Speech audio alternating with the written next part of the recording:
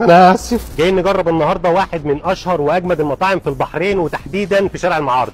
معاك دينار هتاكل ومعاك 200 دينار برضه هتاكل، مع خصم 20% لمتابعيني. يلا بينا نشوف. موقع المطعم في شارع المعارض مقابل صيدليه جعفر، بتحصل مطاعم اريز للمأكولات العربيه.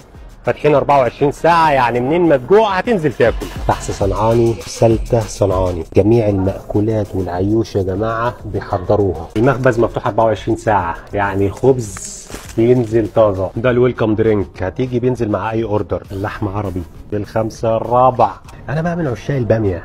سلام. دي الشواية، من أحسن الأماكن اللي هتدوق فيها الشواية في البحرين مع البخاري. بحثه صنعاني باللحم العربي برضه يا جماعة.